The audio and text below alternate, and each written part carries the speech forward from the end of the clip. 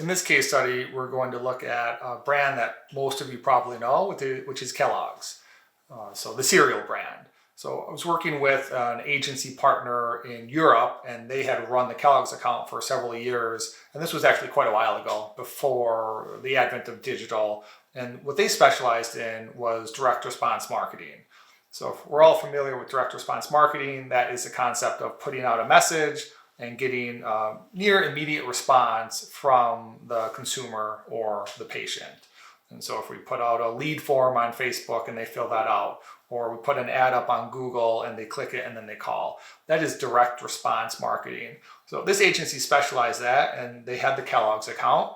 And they went to Kellogg's and they said, you know what we can do is we can create a coupon campaign, and we can track who uses these coupons, and then we can market to them. Because what you're doing is you're wasting all of this money marketing to all these people that aren't using your coupons. So why don't we help you stop wasting money, and we'll just focus on the customers that matter. Makes a lot of sense from a data and a finance perspective, but this is where the caution comes in. And as we'll see, this is where they weren't thinking strategically, and they were too obsessed with the easiest to convert customers, let's say, which is where a lot of organizations get stuck. They get very obsessed with their search engine optimization or their Google Ads campaigns because they can see a click, they can see a call, and they can see an admission or a new customer or a sale. And so because that data is so granular and because it's so immediate, it's a very short turnaround in terms of how fast that data is available, and because it's so clear, right? Click, call, sale. That's not really how most marketing has worked traditionally. When we think about TV campaigns, when we think about radio campaigns, we didn't get feedback on it, right? Tide has no idea what their TV commercial is doing in terms of potential sales for months.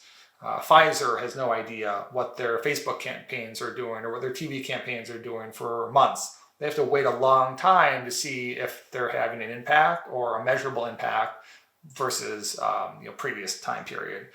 So going back to the Kellogg's case study here, this agency convinced Kellogg's to send out physical coupons, and then they tracked all of those coupon codes that came in through the registers.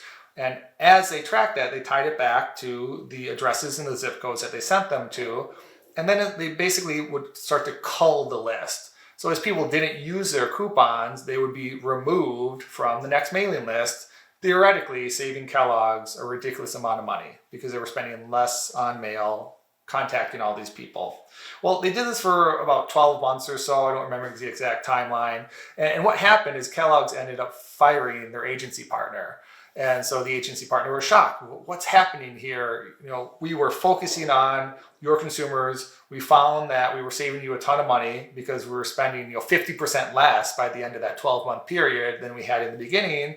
And we were focusing on customers that were bringing in sales.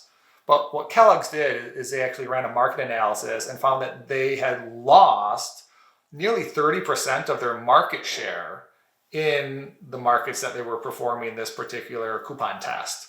And so while they were getting a ton of sales from their most loyal customers, the customers who were using them consistently, we had a couple things happening. One, these customers loved Kellogg's. They were using Kellogg's anyway. So there was a certain percentage of revenue being lost by people that were using a coupon to buy something that they would have already bought. And then more than that, new customers weren't becoming made aware of Kellogg's. When we think about consumer behavior, there's a lot of people that go and buy a cereal brand maybe once every 3 months. And so if that's only happening occasionally, that's not going to show up in this coupon data enough or soon enough to be able to get the next batch of coupons out. Additionally, a lot of people, maybe they're not using a coupon, but they see it and they remember that brand. And so the next time they're at the store, they're like, oh yeah, so I did want to buy that particular cereal. Wish I had brought that coupon along. Or they talk to a friend, they talk to family members. Word of mouth is a huge, huge driver of really successful brands and organizations. And that word of mouth is not trackable. And we saw that very clearly with the Kellogg study. So even though they were getting tons of sales and they were spending less, it actually hurt them significantly as an organization because they shrunk their market share so much that they actually lost total revenue overall. And that's when we think about from an executive level that the data doesn't always give us the clearest picture if we're not combining that with human psychology and with strategic direction. We can make large errors in judgment by obsessing about the granular results, the short-term results, or what's immediately in front of us when we can't fully grasp how all of these customers that we're reaching that aren't taking near-term action aren't going to show up in our data sets for quite some time. So as executives, we have to think strategically about our marketing, not just focused on what this one little data point says or who the easiest to convert customers are. And that's, I think, the last thing that I would mention is there are going to be tiers of customers in any business.